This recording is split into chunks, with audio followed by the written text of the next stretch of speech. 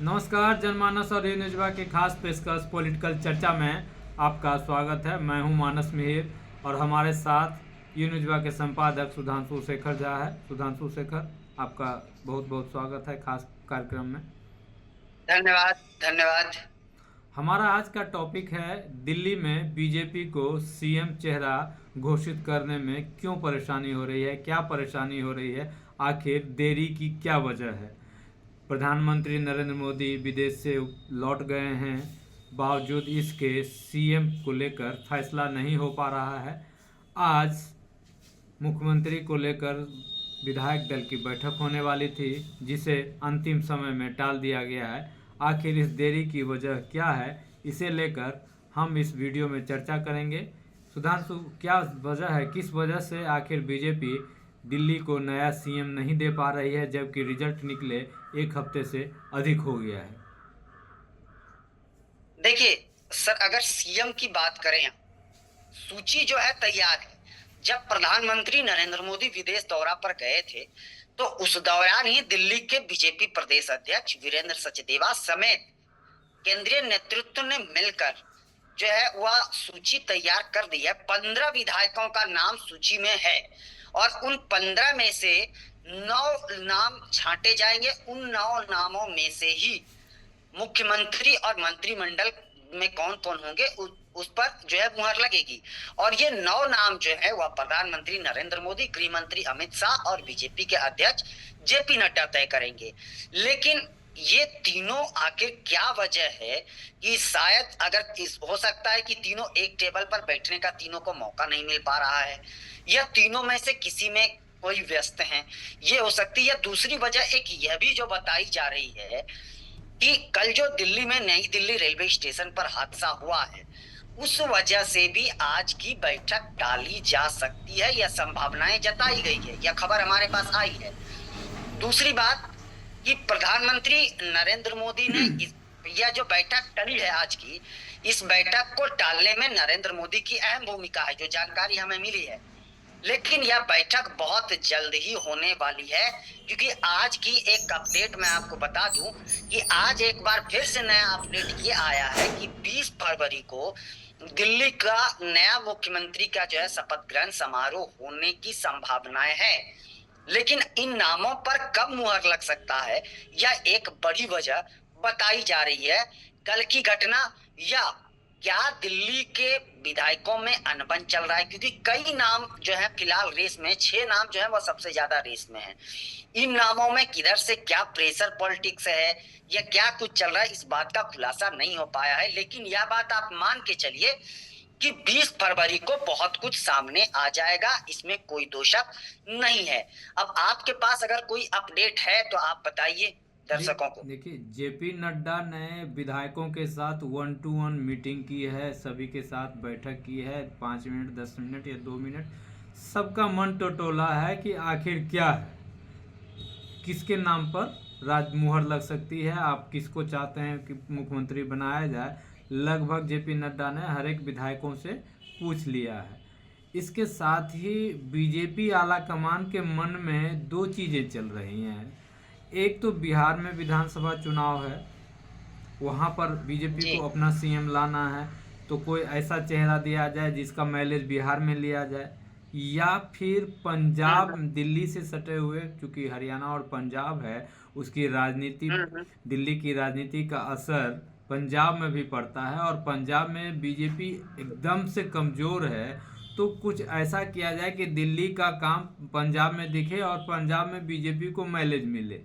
तो इन दो चीज़ों पर मंथन चल रहा है, और जेपी नड्डा ने लगभग सभी विधायकों के साथ बातचीत, या तो टेलीफोनिक बात की है या फिर उनसे मुलाकात की है। एक तरह से कह सकते हैं कि विधायकों से उन्होंने सर्वे कर लिया है, विधायकों का मन टटोल लिया है।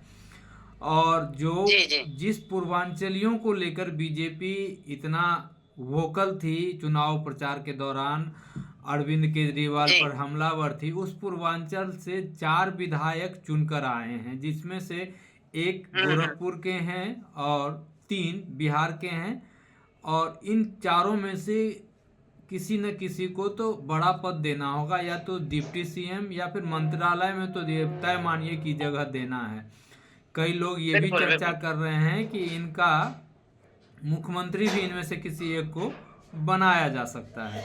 तो ये सारी चीज़ें बीजेपी आला कमान के मन में चल रहा है और इसे लेकर मंथन चल रहा है। संभवतः यही वजह है। और आपने जो कहा दिल्ली हादसा, तो ये भी हो सकता है कि दिल्ली हादसा की वजह से बीजेपी ने ये विधायक दल की बैठक टाल दी हो। सुधांशु। एक एक जो अपडेट कुछ दिनों 2-3 दिन पहले मेरे पास एक खबर आई थी कि वैसे तो आपको यह पता होगा कि बीजेपी का अगर कोई मुख्यमंत्री हो, प्रधानमंत्री या कोई बड़ा पद जब बनाया जाता है तो उसमें आरएसएस की भूमिका होती है। तो आरएसएस को लेकर भी यह खबर सामने आई थी कि कुछ नाम जो बीजेपी चाहती है उन नामों को आरएसएस जो है नहीं चाहती है। तो ये भी एक वजह बताई जा रही है। 2 दिन पहले यह खबर आई थी कि आरएसएस, चूंकि आरएसएस ने दिल्ली में पिछले 2 साल से लगातार आरएसएस ने काम किया है दिल्ली में बीजेपी की वापसी के लिए, तो आरएसएस के पास भी लिस्ट भेजा गया है और आरएसएस ने भी उस लिस्ट पर मंथन करना शुरू कर दिया है। तो हो सकता है कि आरएसएस की ओर से अब तक फैसला नहीं लिया गया हो या आरएसएस ने किन नामों पर मुहर लगाई है वह लिस्ट बीजेपी के पास नहीं आई हो, यह भी एक बड़ी वजह बताई जा रही है। हालांकि देखिए अब इसमें सच्चाई क्या है, क्योंकि ना इसमें आरएसएस की ओर से कोई बयान आया है और ना ही बीजेपी के किसी शीर्ष नेतृत्व का बयान आया है। तो अभी बस ये कयासों का दौर ही चल रहा है कि आखिरकार देरी हो क्यों रही है। लेकिन उन देरियों में क्या क्या वजह है यह धीरे धीरे सामने जरूर आ रहा है। लेकिन अब बीजेपी अगर मुख्यमंत्री बनाने में देर करती है तो निश्चित तौर पर सवाल और भी खड़े होंगे और हो सकता है कहीं ना कहीं विधायकों में भी जो है संदेह की स्थिति उत्पन्न हो। इसलिए बीजेपी भी अब जल्दबाजी में है कि जल्द से जल्द सीएम जो है शपथ ग्रहण समारोह किया जाए। लेकिन अब बातें क्या सामने आ रही है ये चीजें खुलकर अब तक सामने नहीं आ पा रही। लेकिन यह बात आप तय मानिए कि 20 फरवरी तक तस्वीरें जो है साफ हो जाएगी। अब इसमें एक बड़ा जो अपडेट आ रहा है वह ये भी आ रहा है कि विजेंद्र गुप्ता और प्रवेश वर्मा, इन 2 नामों पर अगर पुरुष सीएम होते हैं तो इन 2 नामों पर बीजेपी असमंजस में है कि आखिरकार किसको मुख्यमंत्री बनाया जा सके। और वहीं अगर आरएसएस की बात करें तो आरएसएस भी प्रवेश वर्मा के नामों पर तैयार है, जो जानकारी हमें मिल पा रही है। लेकिन दूसरी तरफ आरएसएस चाहती है कि महिलाओं को पर भी एक बार विचार किया जाए। इस पर ही मंथन होने में हमें लगता है कि देरी हो रही है कि आखिरकार मुख्यमंत्री किसे बनाया जाए। बीजेपी उस निष्कर्ष पर नहीं पहुंच पा रही है। और एक दूसरा पहलू ये है कि बिहार विधानसभा चुनाव की जो आपने चर्चा करी, तो दिल्ली में बीजेपी जातिगत समीकरण को लेकर भी काम करना चाहती है। देखिए क्योंकि चुनाव जीतने के बाद प्रवेश वर्मा ने यह बात क्लियर कह दिया था कि मुझे दिल्ली के चप्पे चप्पे की जानकारी है, हर जगह की जानकारी है कि कहाँ विकास की क्या जरूरत है, कहाँ क्या कमियां हैं। तो उन्होंने आला कमान को एक तरह से यह बता दिया कि दिल्ली के बारे में हमें पूरी जानकारी है। और शुरुआती दौर में ही आपको पता होगा कि यह खबर आई थी कि बीजेपी उसी लोगों को मुख्यमंत्री बनाएगी, उसी विधायकों को मुख्यमंत्री बनाएगी जिसको दिल्ली के समस्याओं की पूरी जानकारी हो, जो दिल्ली को बखूबी अच्छे तरीके से जानती है। तो इस मामले को लेकर प्रवेश वर्मा का नाम सबसे आगे चल रहा है। लेकिन विजेंद्र गुप्ता चूंकि पूर्व में विधानसभा में विपक्ष के नेता रहे हैं तो उन्हें भी दरकिनार नहीं किया जा सकता है। तो इसलिए अभी बीजेपी असमंजस की स्थिति में बनी हुई है। आरएसएस महिलाओं को लेकर ज्यादा जो है वह कह सकते हैं सॉफ्ट कॉर्नर अपना रही है, शायद इसी में देरी हो रही है। इसमें अगर आपकी कुछ राय हो तो आप बताइए। देखिए ये सिर्फ दिल्ली की बात नहीं है, पिछले 4-5 चुनावों को देखेंगे आप तो सिर्फ हरियाणा को जी छोड़ दें तो हर जगह बीजेपी ने सीएम के नाम की घोषणा करने में देरी की है। चाहे छत्तीसगढ़ की बात हो, फिर जी मध्य जी प्रदेश की बात हो, या फिर राजस्थान। और हाल ही में देखे होंगे कि महाराष्ट्र में भी जब चुनाव हुआ था तो महाराष्ट्र में भले ही गठबंधन को लेकर पेच था कि सीएम पे चेहरा कौन होगा, लेकिन राजस्थान, मध्य प्रदेश और छत्तीसगढ़ में भी बीजेपी ने सीएम चेहरा घोषित करने में देर की थी। तो यही सब चीज़ें जो है वो दिल्ली में भी हो रही है। आखिर बीजेपी इस रणनीति पर काम क्यों कर रही है? क्या बीजेपी इंटरनल सर्वे कराती है कि किसके नाम की घोषणा करने के बाद दावा मजबूत होगा? किनके बिल्कुल नाम? बिल्कुल। ये इंटरनल सर्वे की जो बात आप कर रहे हैं, निश्चित तौर पर बीजेपी इंटरनल सर्वे कराती है, इसमें कोई संदेह नहीं है। और उस हिसाब से जो सबसे बड़ा फैक्टर जो इस बार देखा जाएगा मुख्यमंत्री बनाए जाने में, वो यही देखा जाएगा, जातिगत समीकरण पर विशेष जोर है बीजेपी का।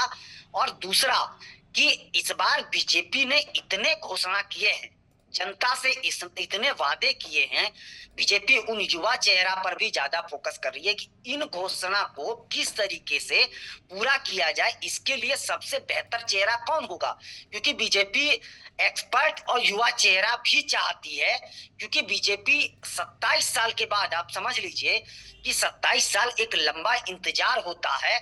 और उस पर भी देखिए, 27 साल इंतजार की बात छोड़िए, उसके बाद अरविंद केजरीवाल का वो बयान आपको याद होगा, उन्होंने कहा था कि प्रधानमंत्री नरेंद्र मोदी तो इस जन्म में नहीं बीजेपी का सीएम बना सकते हैं दिल्ली में, दूसरा जन्म लेना पड़ेगा, इसलिए उसके बाद ही बीजेपी दिल्ली का मुख्यमंत्री बना सकेगी।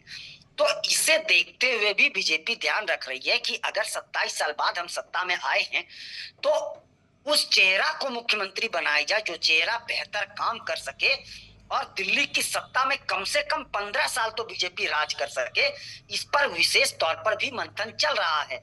तो अब आप जितने विधायकों का नाम रेस में चल रहा है, आपके नजरिए से कौन ऐसा विधायक है जो बीजेपी का घोषणा पत्र पूरा करने में सबसे आगे और बेहतर काम कर सकते हैं? देखिए, प्रवेश वर्मा ही सबसे पहले उन्हीं का नाम आता है, क्योंकि वो उस बैकग्राउंड से भी आते हैं। पहले उनके पिताजी सीएम रहे हैं और उन्होंने राजकाज देखा है, 5 साल तक सांसद भी रहे हैं, और वो इस सब चीज़ों को, दिल्ली को भी बहुत बखूबी जानते हैं। बाहरी दिल्ली के होने के बावजूद उन्होंने नई दिल्ली सीट से जीत हासिल की है। इससे ये कह सकते हैं कि उनको पूरे दिल्ली में उनको लोग चाहते हैं। इसलिए प्रवेश वर्मा का नाम तो सबसे आगे है ही, क्योंकि बीजेपी मीडिया में जिन नामों की चर्चा होती है उससे अलग हमेशा से चौंकाने वाले नाम की घोषणा करती है। सरप्राइज देते रही है। जी जी जी। इसलिए इसको नहीं कह सकते हैं कि प्रवेश वर्मा या सतीश उपाध्याय या रेखा गुप्ता या शिखा राय किसी के नाम को हो जाए। कोई एक नया नाम 48 में से कोई एक विधायक जिसको चुनकर बीजेपी ला देगी और फिर वो बीजेपी का सीएम दिल्ली में बन जाएगा। इसीलिए मीडिया में जिन नामों की चर्चा अक्सर होती है, चाहे आप राजस्थान में देख लें, छत्तीसगढ़ में देख लें या मध्य प्रदेश में देख लें, उससे उलट बीजेपी का फैसला होता है। इसलिए कुछ कहा नहीं जा सकता है। सुधांशु, तो अभी तक आप जो रेस में, अगर महिला मुख्यमंत्री होती हैं, बीजेपी के मन में ये बातें आती है, तो महिलाओं के रेस में सबसे आगे कौन चल रहा है? रेखा गुप्ता हैं, क्योंकि रेखा गुप्ता मेयर भी रही हैं वहाँ पे एमसीडी में, इसलिए, और उनका अनुभव भी है, दिल्ली में कई सालों से काम कर रही है। तो मुझे लगता है अनुभव को तरजीह अगर दी जाएगी और उसको, तो वो रेखा गुप्ता ही हैं। शिखा राय का भी नाम चर्चा में इसलिए है क्योंकि उन्होंने सौरभ भारद्वाज को हराया है, इसलिए शिखा राय और रेखा गुप्ता दो टॉप रनर हैं। वैसे पूनम शर्मा भी हैं, लेकिन इन दोनों के नाम पर भी ज़्यादा मंथन चल रहा होगा। दिल्ली में भी नगर निकाय चुनाव भी तो अब सर पे है, तो इसे लेकर भी बीजेपी बहुत जोर शोर से मंथन कर रही है। और बीजेपी, देखिए, दरअसल बीजेपी इस बार आप शुरुआती दौर से देखें तो हर चीज में बीजेपी फूंक फूंक कर कदम रख रही है। इसलिए देखिए, बीजेपी का जब उम्मीदवारों की सूची जारी हुई उसमें बीजेपी सबसे पीछे रही है। इसके अलावा चुनावी जनसभा जब शुरुआती दौर हुआ था बीजेपी का, उसमें भी बीजेपी पीछे रही है। तो पीछे बीजेपी इसलिए भी रह रही है क्योंकि बीजेपी इस बार कोई कोर कसर नहीं छोड़ना चाहती है, और 27 साल के बाद जो मौका मिला है तो बीजेपी इस मौके को अच्छे तरीके से भुनाना चाहती है। और शायद हमें लगता है कि इन सब वजहों से भी सीएम पर ज्यादा विस्तृत रूप से बीजेपी मंथन कर रही है, मंथन के बाद ही मुहर लगेगा। हालांकि देखिए, अंदरूनी खबर भी अब तक मुख्यमंत्री को लेकर बस मीडिया में अफवाह ही चल रहा है कि आज ये 6 नाम आ जाते हैं, कल वो 6 नाम आ जाते हैं, अलग अलग जी। नामों की चर्चा जरूर हो रही है, लेकिन अब तक बीजेपी इस पर मंथन नहीं कर पा रही है। बीजेपी हर पहलुओं को नजर में रखकर जो है वह काम कर रही है। तो अब आप जैसे 20 तारीख का, एक बार मैंने आपको कहा कि 20 तारीख को सब कुछ तय हो जाएगा, लेकिन आपको क्या इससे पहले लगता है कि 20 से पहले बीजेपी के विधायक दल की बैठक होने की संभावना है? देखिए, कम से कम 24 घंटे पहले तो विधायकों को बताया ही जाएगा कि भाई आप फलाने दिन इतने बजे इतनी तारीख को बीजेपी विधायक दल की बैठक होगी, आप पहुंचिए। तो अभी आज 17 तारीख बीत गया, आज कब मीटिंग कैंसिल, कल का डेट नहीं हुआ, मतलब आजकल तो बिल्कुल ही नहीं। अगर आप ये कहें कि 19 को बैठक होगी तो 20 तारीख को नए सीएम की शपथ ग्रहण समारोह हो सकती है। लेकिन बात ये कही जा बिल्कुल रही है कि बिल्कुल 20 तारीख को संभवतः विधायक दल की बैठक बुलाई जाए। वैसे तो बीजेपी ने सारे विधायकों को दिल्ली में ही रहने का निर्देश दिया है कि दिल्ली में ही रहिए। इसका मतलब ये है कि किसी भी वक्त उनको बुलावा आ सकता है बीजेपी विधायक दल की बैठक का। तो इस खास कार्यक्रम में इतना ही। आगे सुधांशु।